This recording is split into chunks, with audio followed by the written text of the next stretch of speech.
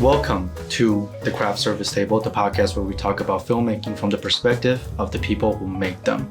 Joining me today, writer, producers, board game enthusiasts, co-founder of Straight Entertainment, and the biggest The Office fans I know is Dominique Briet and Avery Keller Briet. Welcome to the show, guys. Thank you for being here. Yeah, we're happy to be here. Yeah, I really appreciate you guys driving all the way out here in the storm. So to kick us off, I want to ask you guys the usual question that we have on here. What's your favorite and least favorite craft service table item, and why? On set. Oh man. What does that mean? Like the snacks, the food. Yeah. Oh. Like coffee. Well, I'm like overthinking things. Oh my gosh. Chips. That is an important question. You want to go first? Probably like chips. I feel like I always need something a little salty. Mm-hmm. And I'm always going to like the fruit snacks and the fruit and stuff. So I think chips are. Is there any specific one that you always go for? Cheetos? Doritos? Doritos. I think, yeah. I don't know. I don't see Cheetos often unless they're just like the basic. But I like spicy chips. So if they have those, then I'll go for those. Yeah.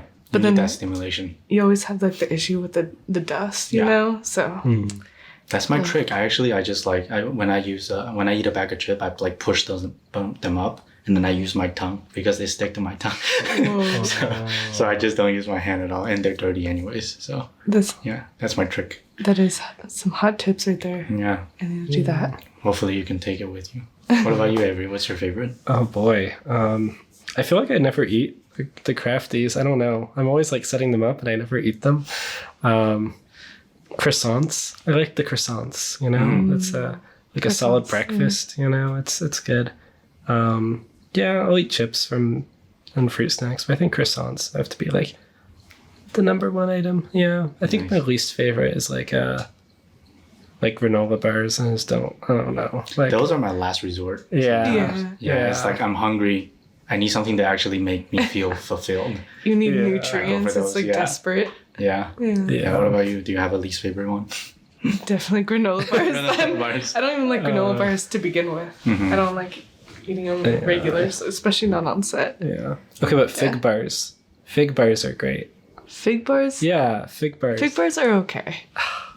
Fresh figs are better. Having actual. Okay, I've only had them like once, but like that one time it was magical. Yeah, I'll eat a fig bar. Yeah, fig bars are up there. That's for me too. Mm-hmm. Yeah, I've been getting into Celsius a lot recently. Celsius. Yeah, everybody's obsessed with Celsius. Yeah, I wasn't expecting that because coffee is just not doing anything for me right now on set. It's like not enough, you know, and it makes me pee, and I wouldn't want to leave my station, you know. So yeah. I feel like when we work with older people, then they always want coffee. But if we work with like people our age, they always want like Celsius or some kind of energy drink. It works. And we're learning. I like that. With all the sets we've done, we have to like figure out what's the age demographic. What kind of like snacks are we getting? When we work with older people, they want like healthy, bougie snacks. Yeah. And then it's not the same for them. And you guys have the producer brain, how to make everyone happy, pretty much. Yeah. Like when we're doing our own stuff, it's always with like young people our age, and they want like fruit snacks and energy drinks, and I don't know. Yeah, when we work for other people, it's like people in their like 40s, you know, and they want like real adults. Yeah, like real adults. Yeah, they want balanced diet. They want what do they want? They want coffee and they want soda. They all drink soda. Oh, they do drink soda. And pops, they call it pops. Pops. Oh yeah. And they don't touch the fruit snacks. They don't touch the fruit snacks. So instead we start getting these healthy organic fruit bars. And they love those. Those are great. Yeah. But like fruit snacks, like your Mott's, Welch's, no.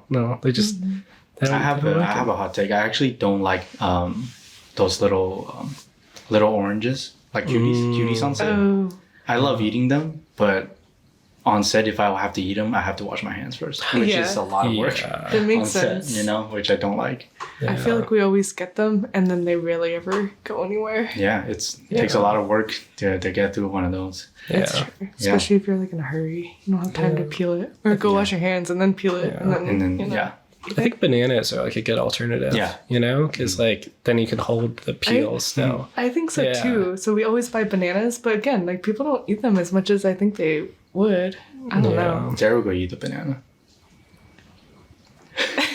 Derek and Parvati is behind the scene right now, like monitoring the videos. You guys can talk, by the way, if you guys want to. Yeah, but I want to talk about a little bit about how you guys got into filmmaking, because we kind of got to know each other kind of late in our college life through connections, and somehow I ended up being on you guys' set, and that's when we first met on a little movie called ViolinS, which we'll probably talk about that a little later.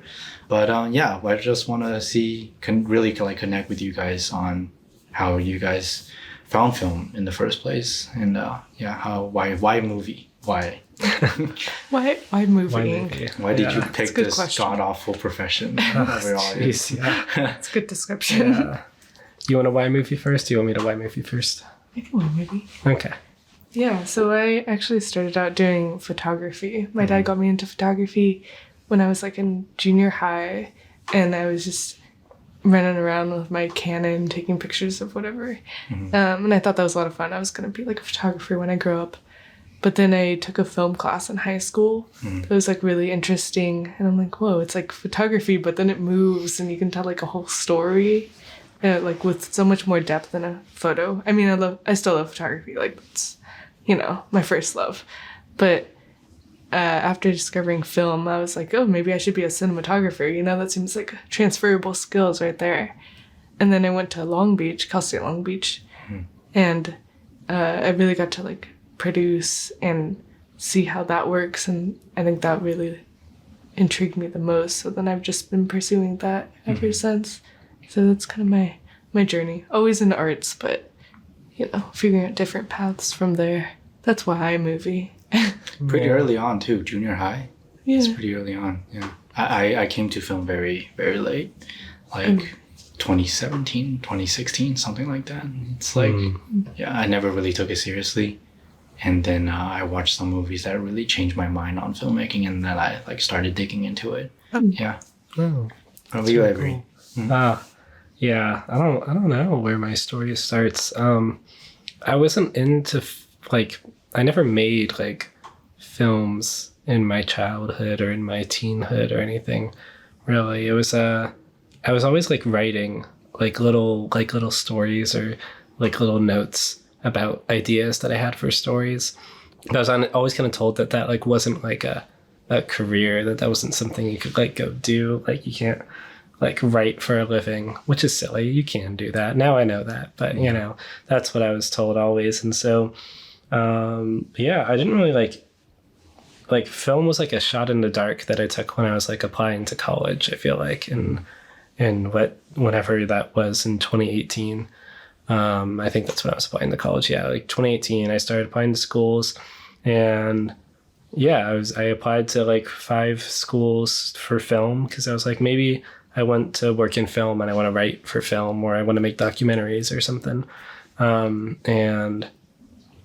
I ended up getting into CSU Long Beach, and I got into a couple other schools, but I did some tours and I just figured out Long Beach is where I wanted to be. And I still didn't know what I was doing. So I came down and moved down here and started going to school. And at that point, I fell in love with screenwriting. I figured out that was my calling, what my passion was, and I've just been writing ever since then. Yeah, and you have a writing workshop too. I do, right? Yeah. I have a writers group with there's 7 or 8 of us, depends on the week. But it's we call ourselves the Writer Dies, Writer Dies, but yeah, and we meet twice a month to share our work with each other. So we'll just show each other oh, this is what we're working on at the moment. And we get some notes on each project. And I think it's really, really helpful to kind of have that community so that we encourage each other to keep writing, and that we also get feedback so that we can improve our work and not just write into the void and have nothing come back to us. So it's been a really great experience. We're coming up on a year now with that group. Still going strong. Yeah, still going strong. Yeah. Yeah, because JJ is in that group, and a lot of our other friends are in it, and like JJ is always telling me like, hey, there's this little program or a little apprenticeship that you should apply to. I'm like, where are you getting all these things? And he was like, yeah, it's Avery's workshop. I'm like, oh. Okay. Yeah, because I had my own writing workshop too from last year, and we're kind of on a pause right now, and we're planning to pick it up in March.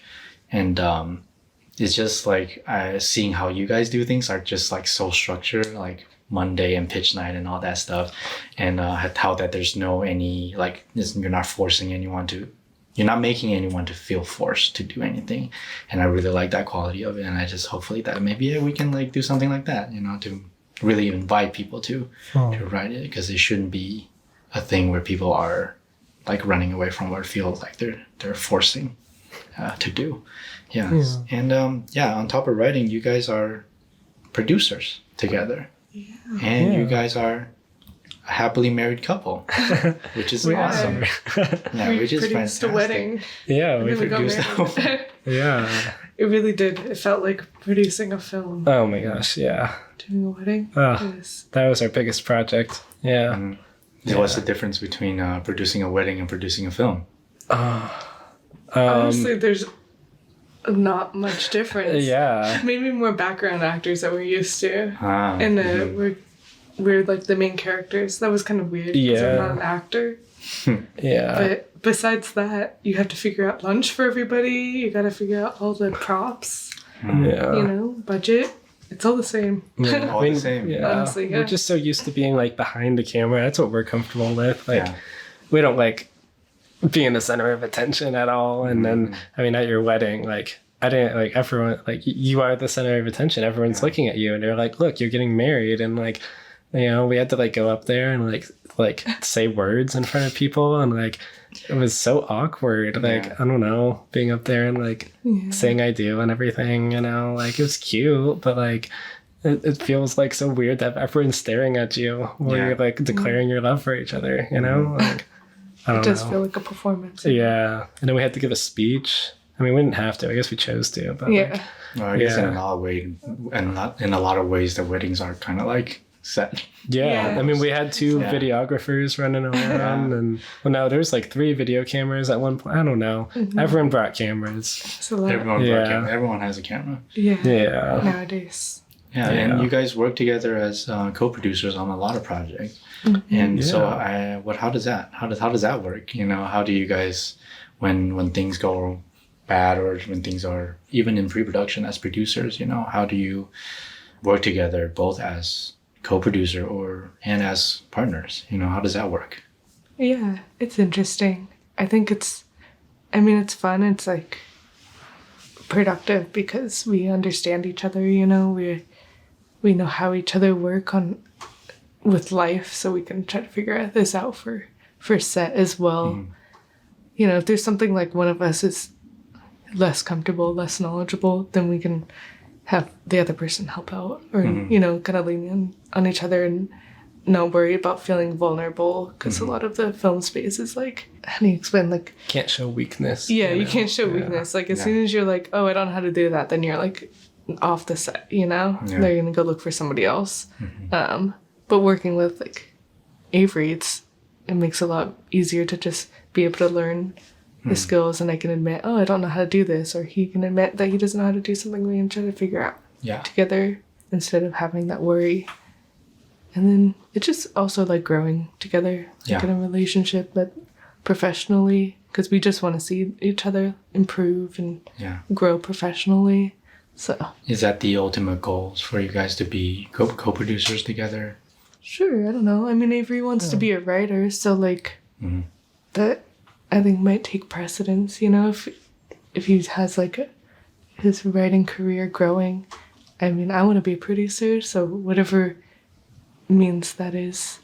I mean, I think we can figure out a way to like juggle all of it. Maybe. Maybe that's unrealistic. I don't know. I'm sure we can. Yeah. But I think like you said, like if I am like working as a writer, that's all, you know, it's probably gonna, like, you're like, producing is your thing and writing is my thing, and right now we're going on this journey together, you know, but who knows what the future's gonna hold too, you know. Do you guys ever disagree on things? professionally? All the time. Oh yeah. Yeah. For sure. So how do you like separate work from personal life? Because like Parvati and I, we like pretty much came to an agreement that if I'm directing, she's not gonna be producing, and if she's producing, I'm not gonna be directing. You know, it's just like they butt head too much. Interesting. And I feel like we kind of have to keep that distance so that we don't like accidentally hurt each other's feelings. You know, so like I was just like fascinated by how you guys make it work. You know. Yeah. Yeah. Oh, that's interesting. I haven't thought about it that way, honestly. Like it just makes sense for us, like to work together on stuff like that. We've had disagreements, nothing like too intense, just like on small things. Of, Nothing crazy. Maybe this will cost more or whatever, you know? Or we should prioritize this part instead of this. Yeah. I think like sometimes we just had these issues where we're like not on the same page when we're like having a discussion with other people like on the project or something at points, and it's like then we have to take that time like separately to like recalibrate. We don't separate the personal and the professional that much, but like we work out our professional problems the way we would work out any like disagreement, I guess. Yeah. So instead of like separating them, you kind of like are working together, using that as an advantage to work with each other. Would that be a better description for it? I think, yeah. Also, the good thing with like film is that it's a team working project, you know. So if there's something we don't agree on for an aspect of it, then we can bring it to somebody else on the team, you know. If it's like a creative decision, then we can go to the director and be like, "Oh, what do you think about this?" You know, that's really what it is. But a lot of the times we just try to get to the root of what our disagreement is. It's like, why do you think it should be this way? And then he'll explain his side and I explain my side.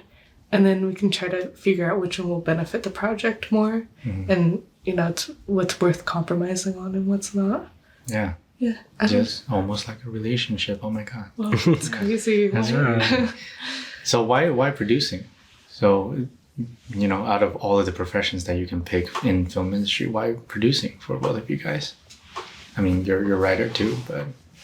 Yeah, I think producing because I really like working with all the different departments and seeing it all come together. And I think that position, you also get a balance of like working with the creative side of it, but also working with the, business analytical side. Logistics. Yeah, logistics. And I think that's kind of just how my brain works. I love being creative, but I can't be fully creative all the time. And then I'm also like, I can be nitpicky with something, so that'll help me with being organized and keeping things on track for production. So I think my personality and the way my brain works, it just kind of leads to being a producer, maybe. That makes sense. Hopefully I'm not overselling myself here. we all have to. It's Hollywood. We know we can't show weakness. Yeah. Exactly. Yeah. It's like a job interview. I just gotta just fake into a make it. Overpromise a little bit. Get hired and figure it out afterwards. Yeah, for me, I think it's like I just love being able to like take a project from like literally like nothing to like that from that like first step where you don't like just have like that idea and take it all the way through to like the final product, which is what you do as a producer. Is you're like part of every step, you know. And I think that's interesting to me because I feel like a lot of the times on other projects I would just jump on like in the middle of it, like jump on at the set, and I'm like, oh, like what is this even about? What is this like? What is this project? And you never like actually get to know, or you might never actually see the final product of what you made. So I think it's really cool to be a part of every step of that process. And also something, I mean, one of the reasons we founded our company too, and something that we wanted to do as producers is to be able to like help other people find their voice and help other people tell their stories. And that's kind of what you do as a producer, is you're bringing other people's stories to whatchamacallit? To life. Shines light on it. But how do you know? So how do you know if something is worth your time or not? Based on your like how you pick movies and what your intention is. I think right now we're not like too picky. Like we have thematic goals and stuff for our company. But since we're just getting started, we kind of just want to make whatever. And we have a lot of friends with ideas, so that seems like the most logical route, especially just everything getting started is going to be a really rough process. And we want to be able to work with people who can figure that out with us, not somebody who's expecting, some fancy equipment, very professional setting. Like, we want to keep things professional, but not like in a way where it's kind of stiff. So that's why we kind of lean on our friends first for ideas and scripts. But I think as we grow, we definitely have priorities to tell stories that come from like minority voices, or just telling unique stories that we haven't seen on screen yet, that feature people who aren't just cis white men, we really want to see all kinds of people and hear all kinds of stories. And I think that's great, like on that professional, quote unquote professional note. It's like I recently did an Q&A with you guys with Straight Entertainment with the little 48-hour movie that we did called Anniversary. And then I think one of the questions kind of delved into what's the difference between a big set and a small set. And I think it's just really fun, especially when we're just starting off, having friends by your side that just want to make something. It doesn't really matter what we have and what we don't have. That feeling is just incredible. Just point and shoot, small project with friends. Yeah. Me too. I love that, and I want to do more of that. Just like exercising filmmaking also is like a hobby of just something we get together on a weekend and we're like, all right, let's go like make a little movie. Like, why not? Yeah. In regards to your earlier question, I think for me, there's like, I don't know, there's like this mantra of like, there's no such thing as a bad script, just like a script that hasn't been like edited enough, So it's like when looking at like projects that I think are worth our time, I think it's like right now, like Dominique said, we want to make things like that our friends or people like that we care about like have these ideas, And it's like I think that we can take like any of those ideas can be like taken and like improved upon. The script can be rewritten and like it can be changed in all sorts of ways. Like we go through lots of drafts of every project, and I think that we always come out with something that we're happy with in the end too, So does the rewrite ever deviate from the original thing? Because you said that there's no bad script, it just hasn't been edited enough. Does it ever come to a point where when the script is greenlit or it's okayed, it's so far away from what the original thing was? Does that ever happen? Both as a writer and producer? I don't know. I mean, I guess, I don't know if this is jumping ahead, but like with ViolinS, like the original idea is like pretty different from what we ended up finally making. So the original idea was by JJ, was about scooters or skateboards, something like that. Yeah, it was scooters or skateboards, and it was like a similar story structure ish. It was just about someone who keeps getting hit over the head with a skateboard, and then talking about banning skateboards on campus. And there was the pitch was very different too. There was going to be like campus news segments and like all kinds of different like, and there was going to be like a rally and then like people protesting skateboards on campus. So like that was like there was a lot of stuff in the pitch that then changed by the time we got to the script. I mean, the skateboards turned into ViolinS. And cut out news. We cut out. Instead when I took on the project, I changed the structure a lot because I wanted to create this. It was a lot about repetition, I guess, was what the eventual film ended up being. Is that to focus on the idea of repetition as like kind of the whole point of the film is that like we keep seeing these same like tragedies happen over and over and over again in the same exact ways, and nothing's being done. So repetition was an important part of the final product of the story that I ended up wanting to tell. Yeah, and it worked really well. I watched it when it first came out, and like, it's quite intense on a lot of the moments. Yeah, but since we're talking about ViolinS, let's just talk about ViolinS for a little bit. That was a student film right? At the time. When was that shot? We shot that in 2022. 22. Yeah.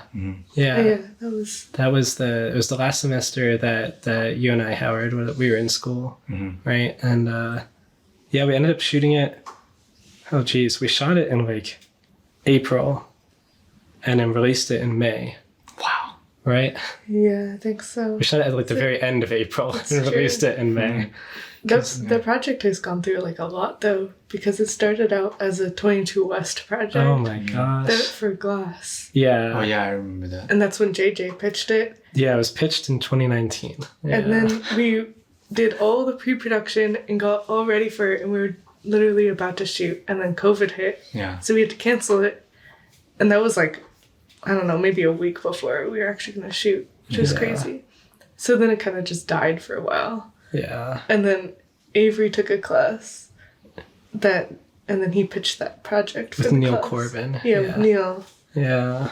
And then it got revived from the dead. It came back. It's a zombie project, but it happened. Zombie project. I like that. Yeah. I like that. I'm gonna start using that. Yeah. Go ahead. You can have it. Yeah. No. That's the story right there. Yeah. That's really how it happened. It was a long road, but it was. I'm mostly happy with it. It's like you finish any project and then you're like, oh, I could have done that better and that better and that better. Yeah. But it was a student film, and it was. You were directing. I directed. I was script supervising. Yeah. And then Dominique was producing. producing, and that's when we first met on set of ViolinS. I know. I got a random email from some guy named Howard who was like, I want a script soup, and I was like, okay. Yeah. I'll take it. Yeah. I was practicing at the time. Yeah, I was like just getting into it. Yeah. You looked very professional. You were like the most professional script supervisor I've ever seen. Fake it till you make it.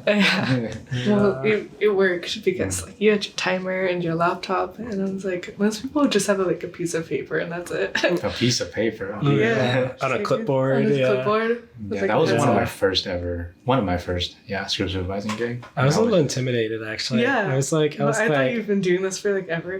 Yeah. I was like, oh my gosh, this guy is like, he's like, he knows what he's doing. He's watching everything we do. Yeah. But then like you were so helpful, and you're like, oh, this was here and this was here. And then like, I just like, after a certain point, like, I feel like at the beginning I was struggling, and I was like, you know what? Howard knows exactly where everything is. Howard's got I was this. like, if I move this by accident, I was like, Howard's there. He's just gonna tell me. He's just gonna make it all okay. And I don't think I saw any continuity issues. There is one that popped out to me. No. There is one that I was like, oh man, I could have caught that like to now. Yeah, it's one. The main character is walking on campus, passing by Berto, plays the violinist. And then she passed by, cut to the next scene where she enters the classroom, but she's traveling a different direction. Oh. So left to right, she's traveling right to left now. Yeah. So like that I was like, oh man, I could have got that, I feel like you have like nightmares. You like stay awake at night thinking of this, because I didn't even remember that. Oh. It's crazy. Yeah. No, because like at least for a script supervisor, for me, it's like if I mess up one thing, that thing, it sticks with my mind on repeat. And I'm like, why didn't I catch that? And be my self-work. But we're talking about ViolinS. Yeah. Was that the first time directing for you? It wasn't I think it was my second time. Second time? Hashtag activism. Yeah. I directed this other little film with 22 West. It was an episode of a mini episode of the series Glass, and it was it was like November of 2019. Like I just started school like 2 months before. I just started doing film stuff like a month before. I had no clue what was going on at all. But Shruti, who was the producer of the show, was like, hey, you should just like write and direct this episode. And I was like, oh gosh. Shout out to Shruti, by the way. Yeah. Shruti's great. Yeah. She gave me an opportunity to direct, and I had no idea what I was doing. But it was this little film. It's called Hashtag Activism. It was about... I saw that. Yeah, you seen it? Was it the one with Ronan getting beat up? Yeah. The one with Ronan getting beat up. That's how everybody remembers it. That's the best memory of That was the best Ronan casting you could have done. Yeah. Shout out to Ronan. Everyone really enjoys it. Hopefully for the right reasons. But for Ronan getting beat up, apparently. It was... It's like... Yeah, the title's hashtag activism. It's basically what it was about. It was about like the bystander, like social media issue of like people just posting about issues but not taking action, or like kind of the oversaturation of like that kind of activism happening at the time. It was my first time directing. I think it went all right for my first time. Definitely lots of things I could have done better. Definitely, yeah. Did that help you with that experience? Did it help you on ViolinS? Yeah. I mean, I'm glad ViolinS wasn't my first time. You know, I feel like it helped me know how to not mess things up, you know? And I mean, I still was so nervous on ViolinS, and it's been years too, and just didn't feel like I knew what I was doing, but I felt maybe a little bit more confident because it was like, I've done this before and I've made mistakes before, so I know how to not make those mistakes again. You were great. And I think I've been on a lot of sets, and I realized that the energy of the director is actually very important to how the entire crew and the entire set runs. Because if the director is stressing out, or if the director is like not happy and just like shouting at everyone, then you know you're not going to produce good work, and everyone's not going to feel it when we're making something. So yeah, so I think that was really good. Is there a reason why it was shot on an iPhone? Yeah, there is. What was it? I can tell you that story. Do you want to tell the story, or you want me to tell the story? No, because I don't remember it. Don't add that part. Yeah. The story. So this goes back to the politics of the CSULB film department. Yeah. Okay. Tea time. Whoa. Yeah. Tea time. Yeah. So basically, I was into screenwriting track, which was the part of the theory and practice of cinema department. And when we originally started the projects, the FEA department told us, they're like, we don't have any cameras that you guys are allowed to use because you're not part of the narrative production class. They're like, so you don't have cameras. They're like, you're not permitted to use them. And then our professor was like, well, how are they going to make films then? And then they're like, they're like, I don't know, like use your own stuff. And so we didn't have any like thing to use. But Neil Corbin, great guy, great professor. He fought back a lot, and so they ended up purchasing Blackmagic. Can't remember which type of camera. I'm not really a camera person, but they bought some Blackmagic cameras that they allowed our class to use. They had like 2 or 3 of them, I think. So we were going out. There was like 3 weeks of productions happening. I think we were the 3rd week. So we were gonna use the Blackmagic, and we were gonna shoot. Like after everyone else, but we were actually, because like it was kind of like a trial run for the first week people, because they were trying these new cameras and like the new like kits that the FEA department had put together. And they went out the first week, and they came back to class the next day, and they're like, yeah, like the cameras died after like 20 minutes because they didn't buy the right batteries.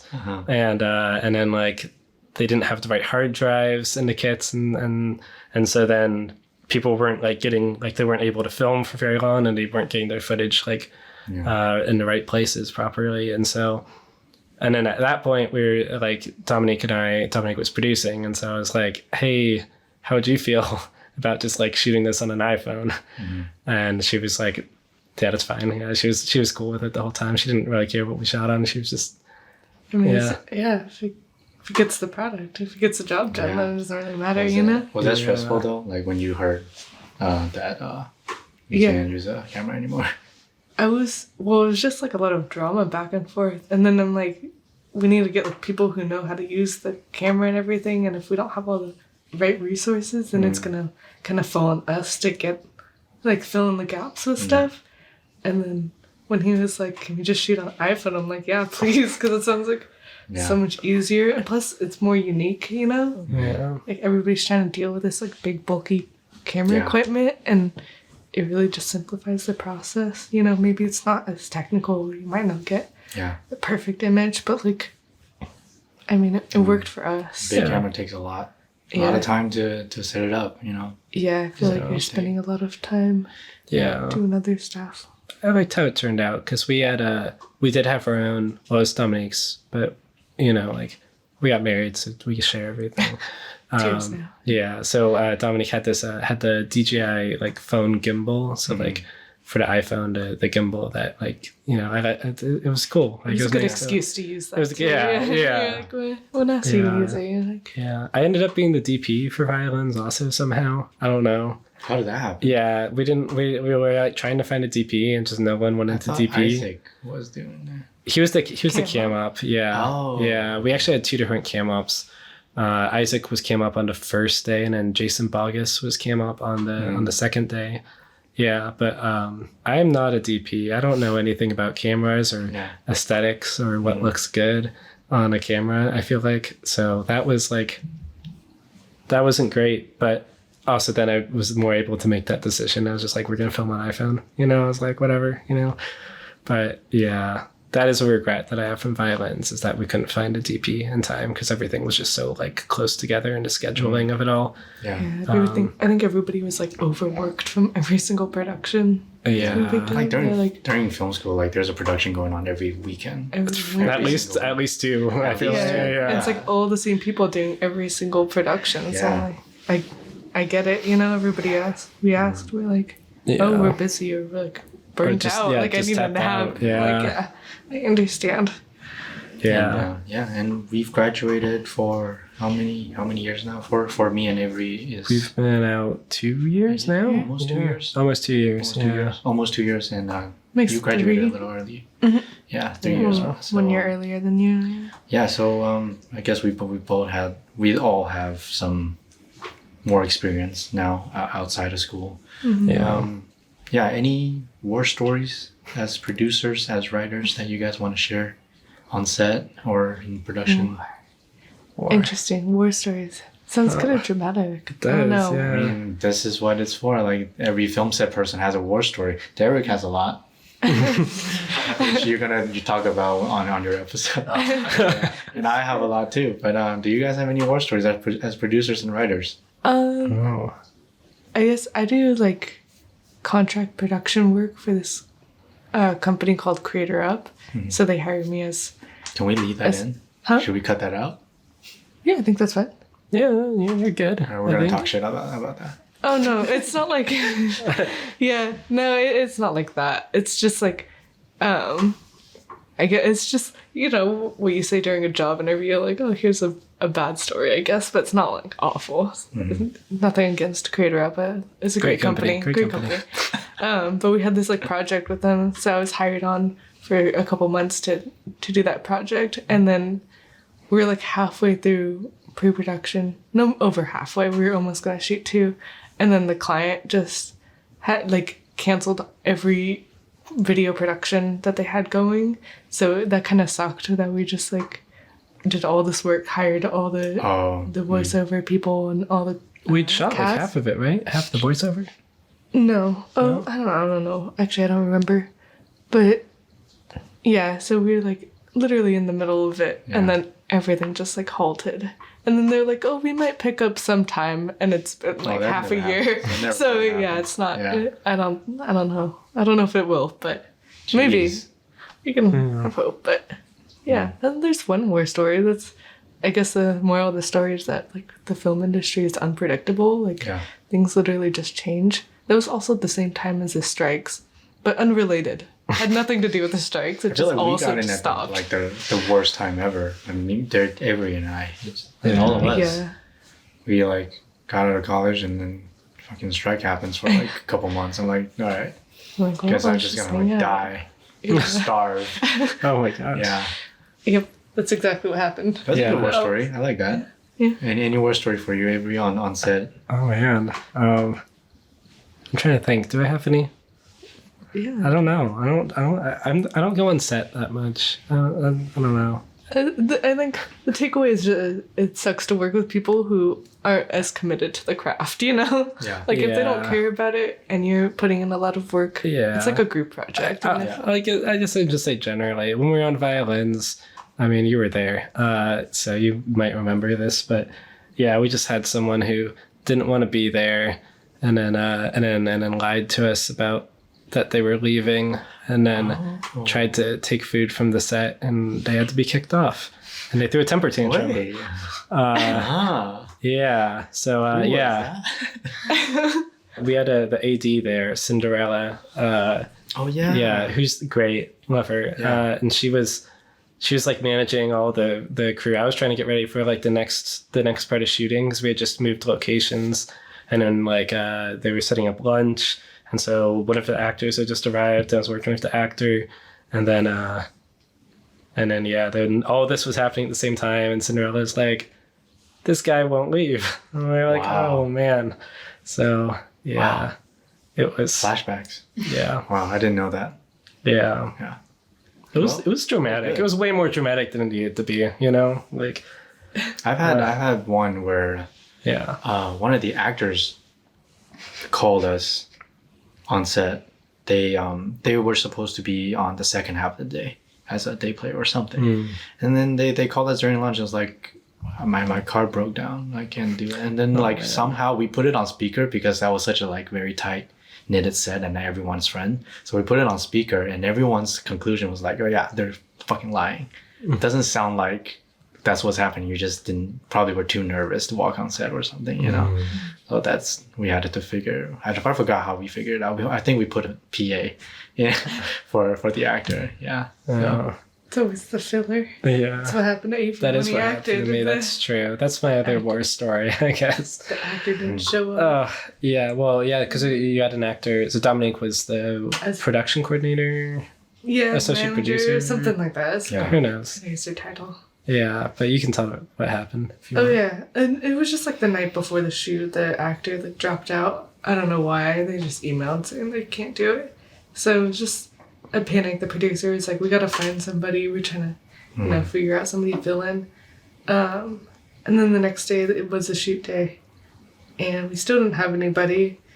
And then the producer just, I guess I wasn't really involved in this part. Avery was. Oh, yeah. I was moving heavy furniture as a PA does, And then I don't know, the producer was just like, hey, can you come with me for a second? And so he brings me into his office and he's on the call with the client who are in a different country. And then he just brings me onto the Zoom call and he's like, hey, do you think this guy could play this person in the script? And I was like, I'm sorry, what? What's happening? And then he's like, are you good with acting? I was like, okay. I was like, jumped. Okay, yeah. Yeah. You're a PA, you have to say yes. Yeah. And then they were like, yeah, they had a role as this person who's super nervous and fidgeting in an interview, just showing the things you shouldn't do in an interview. And then they're just looking at me on the Zoom call and they're like, yeah, you're perfect. They're like, yeah, you can do it. I was like, great. Yeah. You just being yourself. Yeah.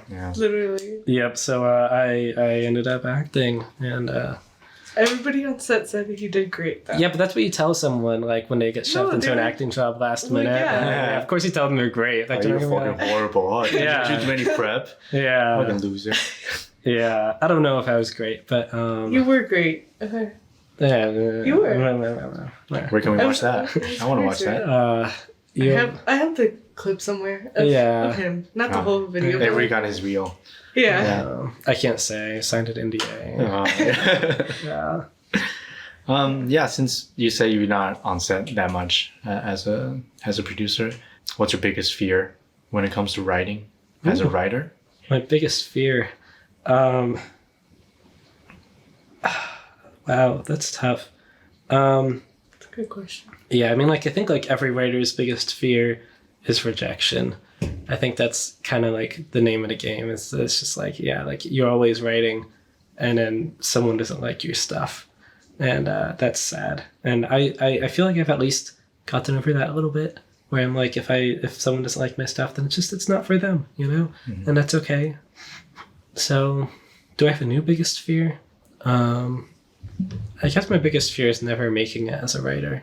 I think that making the things that you read come to life, or just not making it as a writer at all. Not just sustaining yourself financially as a writer. I think is that what you mean? Yeah, I guess it's I don't want the end goal of my writing to be making money. That's not why I write, but it's but ideally if I could have a career where I just write and people give me money to do that, then that would be great. You know?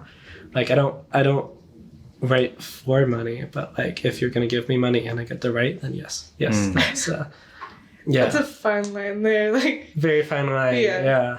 Have you ever written something for other people to make? I have. And through that whole process of like letting go of what you've written in your creation to someone else, would you be scared to let that go? Because inherently, are you just like, it's not yours anymore? It's like other people's interpretation of your work. Yeah, I think it is. I did do this once. I think. No, it's been more than once. I've done more than once. Yeah. I've done this more than once. You wrote Anniversary and you didn't. Oh, that's true. I wrote, and then Howard directed it. That was such a great experience. I hope I did you well. Yeah, you did great. That's true. One of the writers, not the only writer. One of the writers. Yeah, that's true. That was great. So I guess sometimes it's good and sometimes it's not. I've had experiences that have not been fantastic. So I think, a lot of it's just about, it's two things, I guess. So one is like, if you're still going to be involved with the product after you write it, then you got to trust who you're handing it off to. I think like if you're writing it and then you're taking on some other role, like if you're going to produce or you're going to do sound or something, for something that you've written and like you're not in charge of it anymore, it's a lot about trusting the people and like knowing who you're working with. And so that's why I was fine working with you, like I knew that like that you were gonna create something great and that you understood the vision. And obviously like that project we were just also involved in different ways because it was such a small team in such a short time. It was really fun. Yeah. I really enjoyed that. Yeah. But I think it just so one is about, if you're gonna be involved in the project, trust your collaborators, know who you're working with. If you're not going to be involved with it, like if you're just selling it and someone else is going to go make it and you're not really going to see anything until it's done, I think I could live with that. Like I think if whatever they took it. Yeah, like I think if I sold a short script or a long script, whatever length of script, the length doesn't really matter. I think if I sold a script and then someone went and made it, and then even if I didn't like how the final thing turned out, I would just be like, whatever. Like, I don't know. You got paid. Yeah. Especially if I got paid. I feel like it's like if you're gonna be involved with the project, then you probably have a more personal connection with it anyways. Exactly. Right? And if your ultimate goal is to sell it to someone else, probably not. So. Yeah. Right. Yeah. I definitely don't want to direct a feature film. So like I write feature film scripts, and it's like I don't ever see myself being the one to direct those. Like I definitely see that those all I write in the vein of like I am going to sell this to someone else who's going to make it. And feature and shorts, they're different beasts, completely different. It takes a lot to make a feature happen. Yeah. And then we made this short together called Anniversary, which is now streamable where?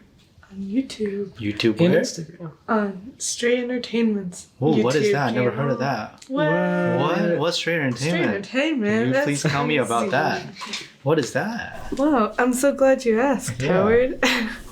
Stray Entertainment is a company that Avery and I just launched, a production company primarily focusing on making short films or films of any kind, but also we want to branch out to any kind of art as well. So we don't want to really limit ourselves to just films, but that is like our main focus because that's just what we're interested in. But primarily it's like a platform for people, if somebody else wants to make art and they want it, displayed in the so-called Stray Museum of Artwork, then so be it. You say your just like something that we kind of missed the experience that we had in school, like with our classmates and with 22 West, of just being able to collaborate in groups with like-minded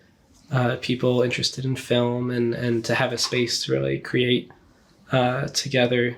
And so, that's kind of our goal with Stray, is to create a collaborative space again, to create a place where anyone feels comfortable to come and pitch a project, make something. You know, we want to be able to have equipment to provide resources, to just make it more easy and accessible for people to create their visions and to make art. You know, a lot of people that we have been talking to and working with are in the same stage of life as us, like all starting out, emerging filmmakers, you know, and maybe they have directed a film before, maybe they haven't, maybe they're nervous about it, you know, and so we always just want to create a space where it's easy to try new things, and to gain new experiences.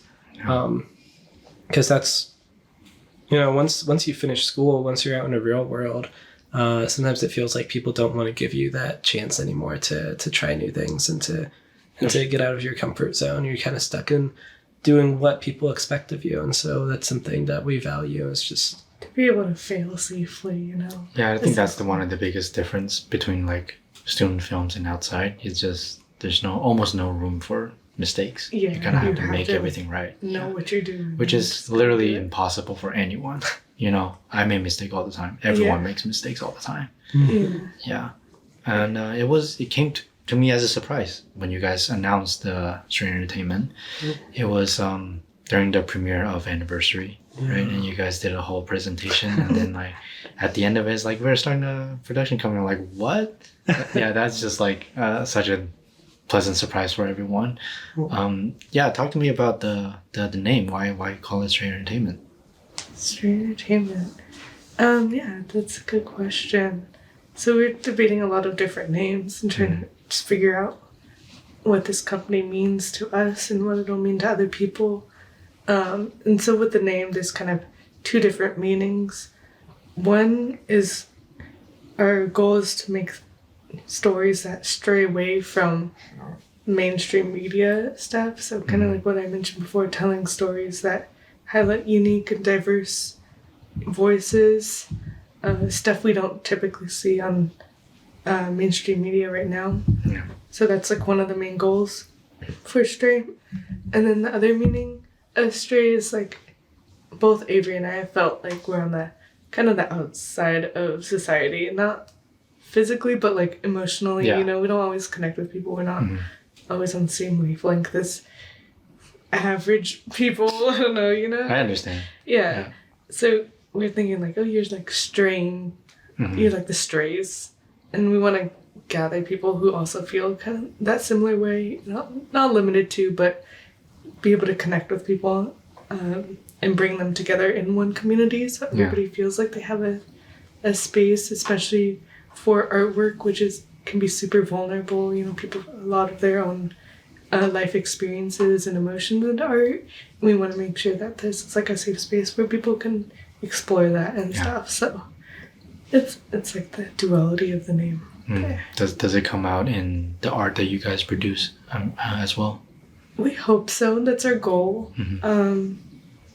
Like we said earlier too, it's like a little bit like just getting started. So we're making whatever we can. It's, you know, making art, getting experience like that. So we want those themes to come through. And I think hopefully overall our company will reflect that. Yeah.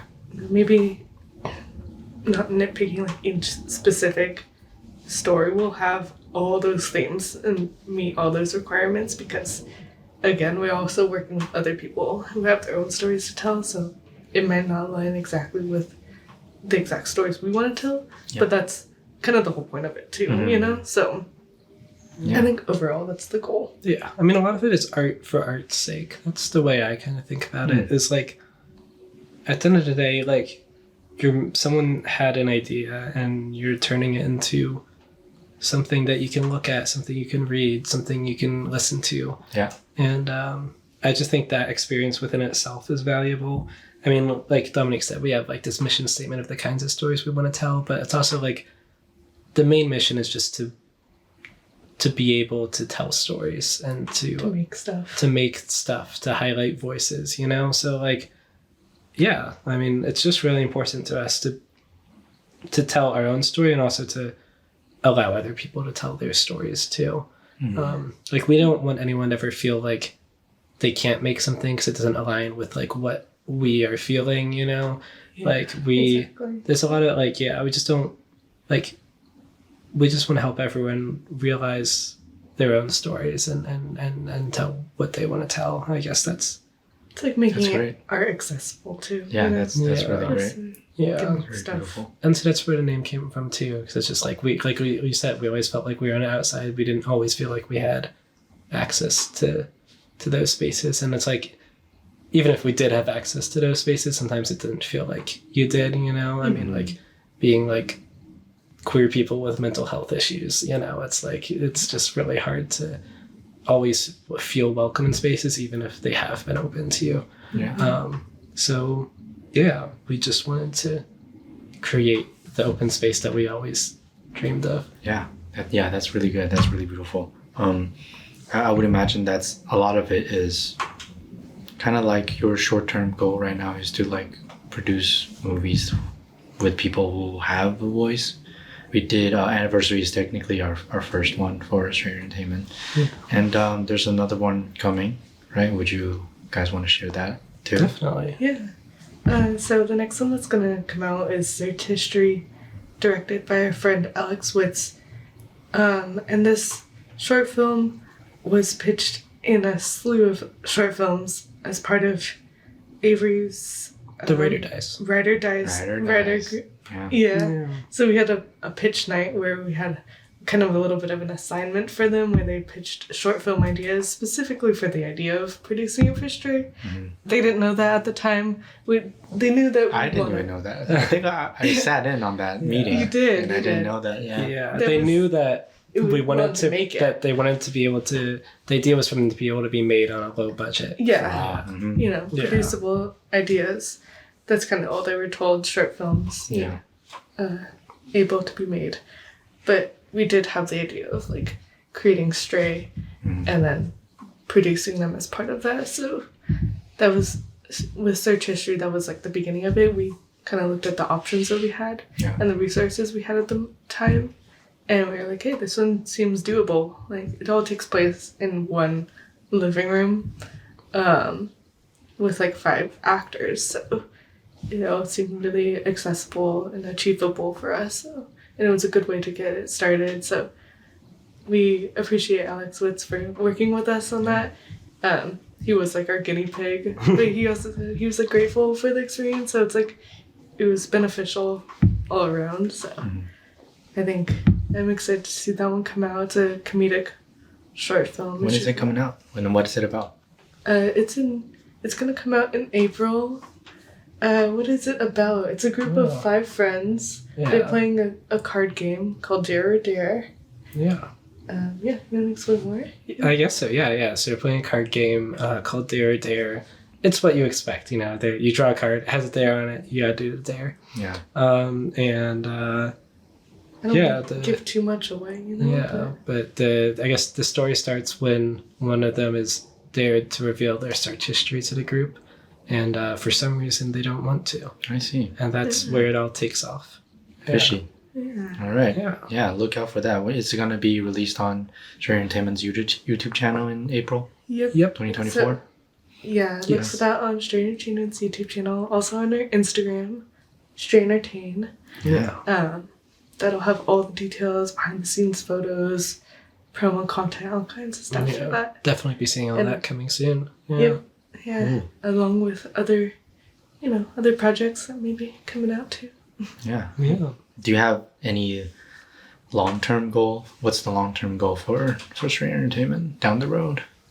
Long-term goal, I definitely just want to, for me, it's like just grow the platform, grow like a portfolio so people can use this and look back on it and be like, oh, here's stuff I made, you know? Even like showing future, if they're applying for whatever jobs, and they can show that they made this stuff with our company. And also bringing on more projects with like budgets and stuff, trying to get like grants, making feature films. That would be really cool. We try to do like short films right now because that's what's accessible to us and doable, but we'd love to make feature films, because I think that'd be really fun experience under our name. I don't know. Yeah, definitely. Any kind of goals, you know, like winning awards, that'd be cool. Yeah. Going to festivals. I don't know. Yeah. Like, it's not about making money, but there's this unfortunate thing where if you want to make art, you have to have money. Yeah. So yeah, that's kind of a lot of it is like growth, like money wise, and like having the funds to start creating bigger projects like that. And a lot of that is going to be looking for grants. And JJ was telling me that. He was like, "What are you doing?" He was like, "I'm applying to the grant." How did you know? Oh, here we told us about this. You know? So like you guys have got all the other little tricks and resources. You know? Avery's on it with the resources. Honestly, he's the mastermind with that. Yeah, he's coming because he always goes to the Writer Dias and sends all the links for the opportunities that he sees. And then once he starts getting one, and they all like flood into his feed. I think. I guess I can clue you in. My Instagram feed is where the magic happens. It's exclusively giveaways and opportunities for film grants or programs. That's all I get, and I'm happy with that. You know, sometimes I see a friend's post, I'm like, okay, cool, but like. It's just a lot of words. Yeah. You think Instagram's for pictures, but the pictures are just words for him. Yeah, but I've trained it all so that the opportunities just come to me. Yeah. Yeah, that's how you use the algorithm right, I think. But yeah, we're hoping definitely just to be able to start doing bigger things and grow the company and larger scale projects. I mean, I want to make a web series too. That'd be cool. But it's like, again, that's like more steps to take too. It's like making a short film, you know, you just make one thing, but making a web series, it's like, oh, you got to make like multiple short films. Yeah. And then like with the same actors and the same sets. And then it gets like that's the producer's part, is this shooting like logistical, like, and different kinds of projects as well too. I'm gonna make a music video. Yes, a music video. That's not in motion, but we want to get it in motion. That's a goal. It's a goal. Derek, did you hear that? Does Derek make music? Did you hear that? Sorry, I was reading. They're like trying to like tap their toes into like web series, like series and music videos too. Oh, okay, cool. Producing, just so you know. Networking. They got all the juice. The juices. Avery, I know Avery has some projects in the works I suppose. too. Yeah. Shout those out. Yeah. Working on an audio series right now. Oh yeah, you told me about that. Yeah. You want to share it? Plug it? Yeah, I can plug it. Yeah, so it's in very early stages. We're in development. It's called Masterpiece. So we have a script, and the next step is we're going to be creating a writer's room. So if you're interested in being in a writer's room, Howard, be happy to have you. Yeah, thank you for the invite. Yeah, we can talk about that later. Yeah. But I just don't want to reject you on the I know. I know. How dare you invite me? But yeah, so that's the next step. So that's gonna be a longer series. That's gonna be, the goal is like what we were talking about, right? When you don't have money, you can't make like bigger projects like feature films or TV shows. But audio series provides this like unique opportunity to create a longer form story for much less of a budget. And that's definitely something I want to experiment with. I really like the medium. It's really unique to try to tell a story with only audio and not with pictures. So it's definitely something I'm still learning about. But really excited to try. So yeah, don't know when that's going to be coming out yet since we haven't gone into production, but I would say to watch out for that sometime this year. Yeah, I'm really excited. It's like a scripted podcast, and that's almost like a lost art almost. Yeah. So yeah, I'm really excited to hear what you guys are cooking. Yeah. Yeah, let's jump into the lightning round. I have a couple of questions for you. No hesitation, all right? Oh, okay. It can be silly, it can be deep, but I just want you to say something that's on your mind. You ready? I'll say a prompt, and then maybe Dominique, you can go first, and then Avery. All right? Favorite cereal? Favorite cereal? Mini Wheats. Honey Bunches of Oats. Favorite pizza topping? Oh, dang. Pizza topping? it's not really a topping, but Alfredo sauce? Is that an option? Is that weird? I don't know. Yeah. Wait, Derek, you like that? I'm up for it. Yeah. Okay. I like the idea. Is it You like that? the council approves? I don't know. The council approves, yes. Black olives. Hell yeah. Yes. Yeah, we got. Are you part of these olive hater? Oh my Oh, gosh. it's the olive She theory. just theory. left. Yeah. The olive. Wow. That's why she left. She's like, That's why she left. Can't stand Yeah, I love olive olive. talk. They're amazing. All right. Favorite board game? I would say Machikoro right now. Oh, okay. I have that, right? Yeah, you Yeah, do. I have that.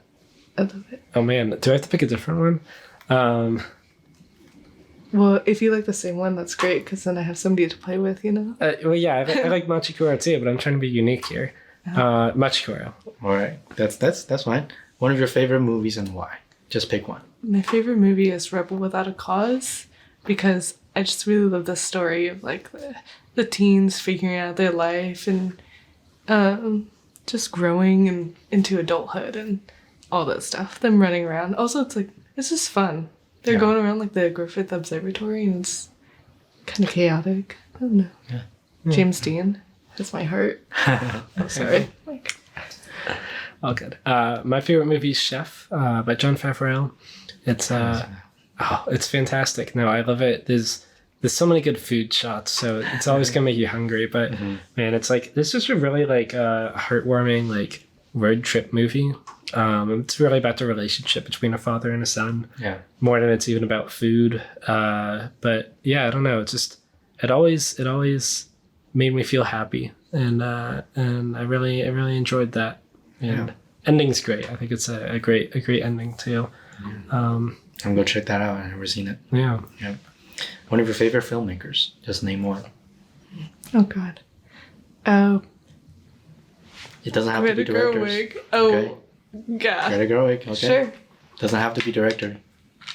You don't want to reason. Just name. Just name. Aaron Sorkin. Aaron Sorkin. Biggest fear. Biggest fear of failure. Okay. Drowning. Drowning. Can you swim? I can, but large Don't bodies want of to. water make me uncomfortable. I had this really bad Aquarium? experience when I was like 10, and it just ruined water for me. Yeah. Wow. Yeah. Do you go to aquariums? I love aquariums. Yeah. Hmm. Yeah. Like anything I not just don't want to be in in the it. water. Like I don't want to be in the water. Okay. Yeah. Aquarium kind of scares me. Gives me anxiety. Oh, a yeah? little bit. Just a little bit because like everything is so big. And like, what if I fall somewhere? Where do I go? You know, Like the big, like, huge glass and like, yeah. like it's why just- is the fish up there, right? It's very scary. I don't know. I seen it? just can't help imagining myself inside those tanks. And it was like, dude, I'm gonna fucking get eaten in 2 seconds. Yeah, it gives me like really weird anxiety. But okay, but I love going there. Favorite thing about the film industry? I mean, it's like a love and a hate, but meeting new people. Okay. I love hearing everybody's like ideas and stuff and their passions, but I also have social anxiety, so it's like a negative and positive.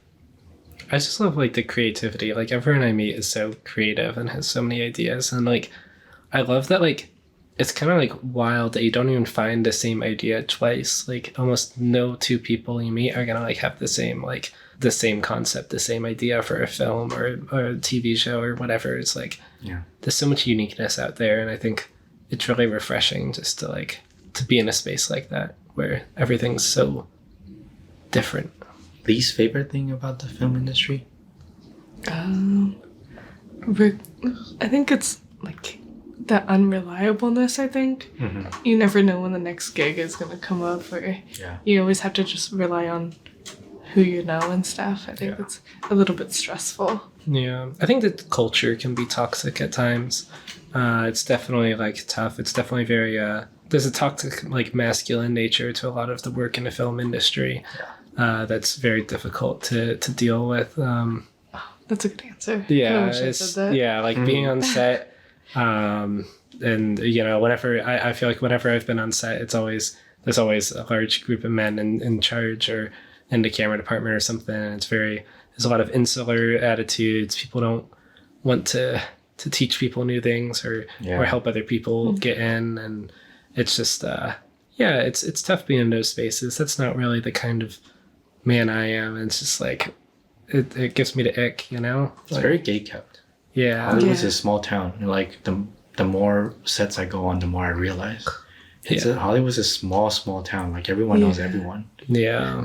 Right now I don't walk on set without meeting someone who knows someone that I know. Yeah. Which is insane to me. I know, even if you think it's completely new, but like everybody's connected. Yeah. Because you're also like, you have to be connected or else you won't survive. So it's like, Yeah. That's really great answers. All right, 2 more. Are tennis balls green or yellow? Oh my God. Green? I'm colorblind. You're like, I thought they were purple. I'm sorry. I didn't think about it. If I had to say, I'd say yellow. Okay. I think they like green because, I don't know, when they're in the grass, they just blend in and they disappear. I don't know. I don't know. That's so funny. I'm sorry. It's okay. We had that argument like a couple months back, and I thought it was just a funny question. I completely forgot about that. I'm gonna like overthink this at night now. I don't know. All right, last one in the lightning round. Favorite podcast, and why is it this one? Definitely this one. Yeah, but why? Yeah. Because who doesn't love to hear about filmmakers making films, you know? Yeah. For sure. I actually don't listen to a lot of podcasts, so this is the best one. I think this will be my honest answer here. Yeah. Yeah, I think this one's my favorite. I'd say like Howard just has this really soothing voice. Oh, that's true. You know, like I could listen to Howard for hours. You know, like Howard back to back for hours. Howard for hours. Yo, Here we go. That's the next podcast name. Howard for hours. Hours Wow. with Howard. Ooh. Wow. Why you like that, Derek? It's funny. Because I like it. Yeah, definitely this one. This one for sure. definitely this one. Yeah. Thanks. I did not pressure you guys to say that. No, of course not. I know you're going to cut that part out. No, of course not. Of course I am going to cut everything out. Yeah. Oh, yeah. So, any last words? Any recommendations that you would like to give? Any films that you watch? Any things that you've done recently that you want to recommend to people to open their minds to? I think just stay creative. Art, even if you're not an artsy person, I think it's important to do art and just create stuff. It's good for the mind. Yeah, I mean, like, going on with that, like creativity isn't limited. I think we get taught that creativity is only specific ways of doing things, only like certain kinds of art. You know, I think that like there's a lot of ways to exercise your creativity in daily life. You know, what was the quote? Man, there's this really good quote I heard lately. It's like every like child is creative. It's like just as we grow up, we're taught not to be, you know? So, like, we all are creative. We all have it in us, you know? So it's just tapping into that and finding the ways that we can be creative in the lives that we have for ourselves now. Yeah. Cool. Check out Stray Entertainment. Yep, check out Stray Entertainment on YouTube and Instagram at Stray Entertain. You guys want to plug your own personal stuff or no? Letterboxd, Instagram, anything like that? Yeah, you can follow me on Instagram, Dominique Briet. Have fun trying to spell that. Yeah, mine's simple. It's just Avery _KB. You can find me there. I don't post much, but I'll be around. Yeah, check them out. And thank you guys for coming and recording with me. Thanks. Thank It's been you. a really good talk. Yeah. Any day we can talk with Howard is a good day. Aw. We'll have you on another episode. Second, the sequels. Yeah. I hope so, that's fine. Yeah. Kissing up. Yay, we did it. Can I record that intro again?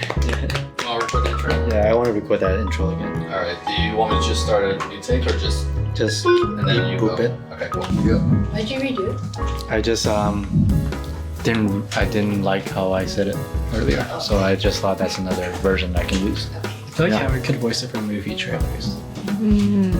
Like can? the inner world. Yay, we did it! I wanted to like fold my laundry so we could go get food like immediately. Starving. I'm Put it all glad. down.